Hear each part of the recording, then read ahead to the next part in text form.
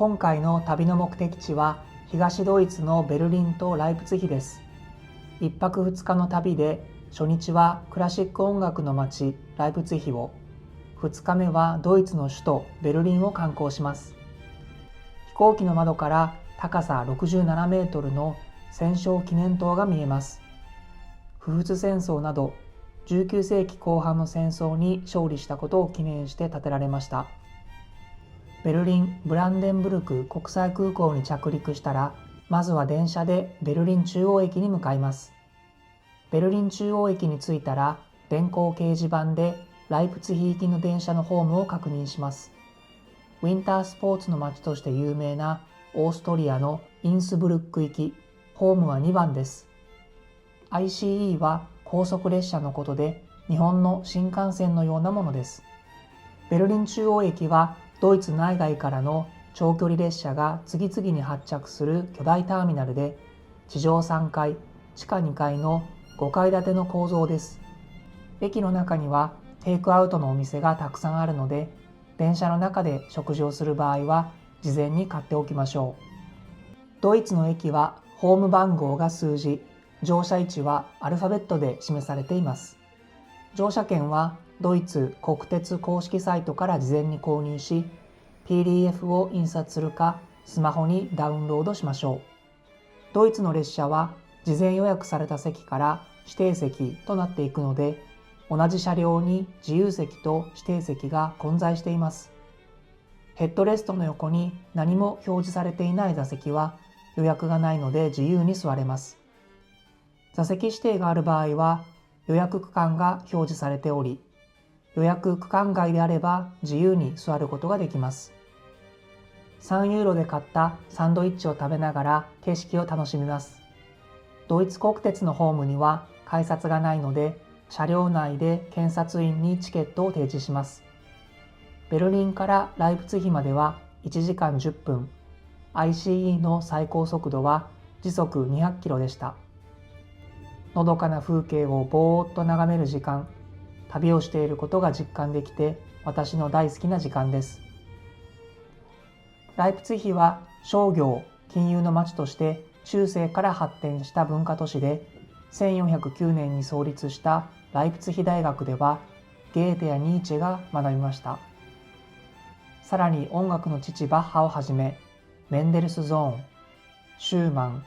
ワーグナーなどもこの町で偉大な業績を残しています。ライプツィヒは大きな町ですが、主な見どころはリングという大通りで囲まれた範囲内に収まっているので、歩いて観光できます。最初に観光するのはバッハ博物館です。バッハの友人の邸宅を改装して作られた博物館で、バッハの世界に浸ることができます。入場料10ユーロに無料のオーディオガイドが含まれていて、日本語にも対応していますので、オーディオガイドの解説を聞きながら見学を楽しめます。順路に従って博物館の中を進んでいくと、最初にバッハ家の家系図の説明があります。ヨハン・セバスチャン・バッハが50歳の時、バッハ家の起源を編纂し、家系図を整理しました。53人の男性一族はほぼ全員が音楽家だったそうです。続いて中央のオルガンです。バッハが生きていた頃、バッハ本人がこのオルガンに腰掛けて演奏をしており、バッハが使っていた現存する唯一のオルガンであることから、バッハ博物館にとって特別な意味を持っています。中央のオルガンの隣の部屋には、バッハの時代の楽器と音色を聴ける場所があります。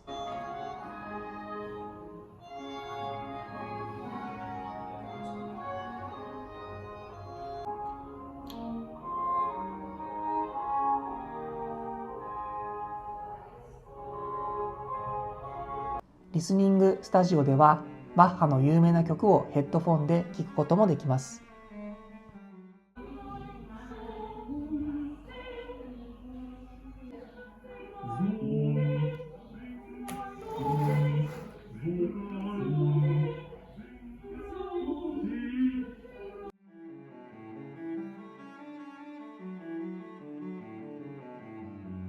バッハ博物館の見学を終えたら、すぐ近くにあるトーマス教会を見学します。教会の前にはバッハの立派な銅像があり、人気の写真撮影スポットです。トーマス教会は1202年に創立。バッハは18世紀前半に音楽監督を務めて少年合唱団を指揮し、現在も毎週金曜日と土曜日に少年合唱団の歌声を聞くことができます。教会の見学は正午から夕方4時まで、コンサートのリハーサルをしている場合、無料で演奏を見学できます。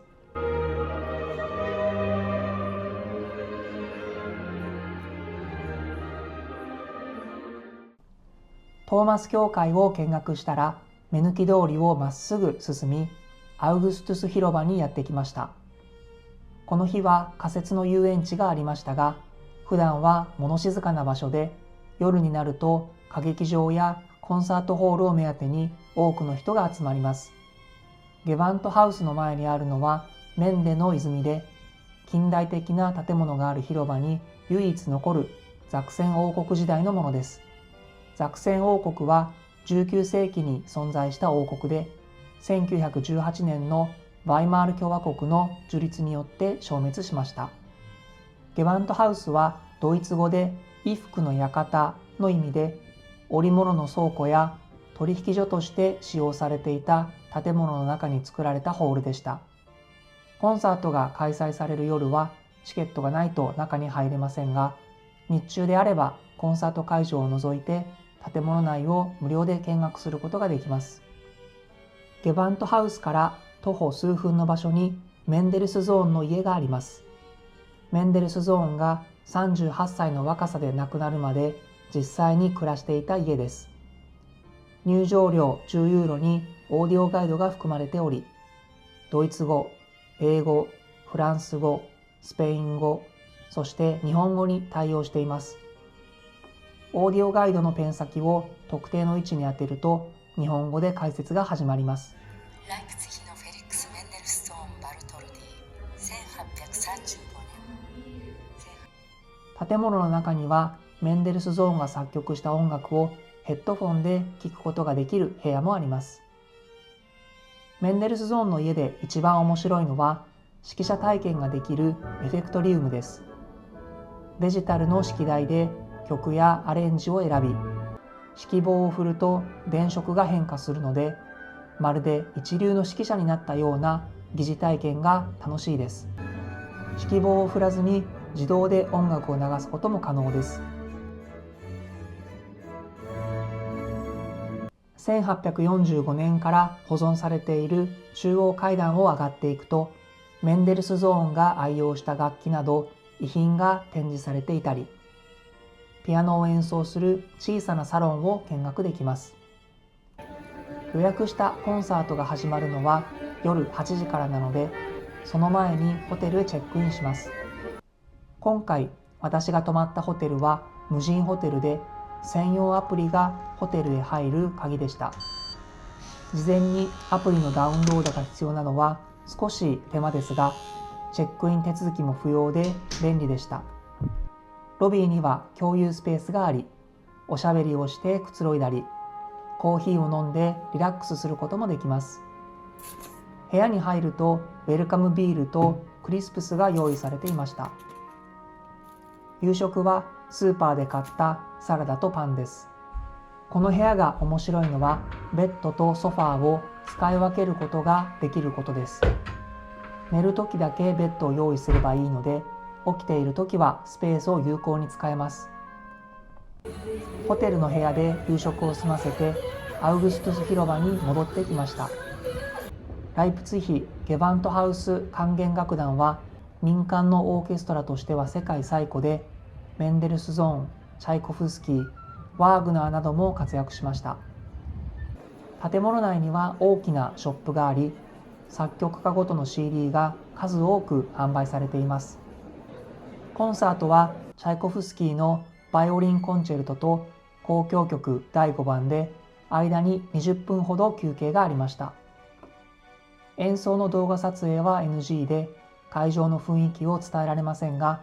演奏はとても素晴らしかったので、ベルリン観光を考えている方は、ぜひライプツィヒにも足を運んで、本場のクラシック音楽を体験してください。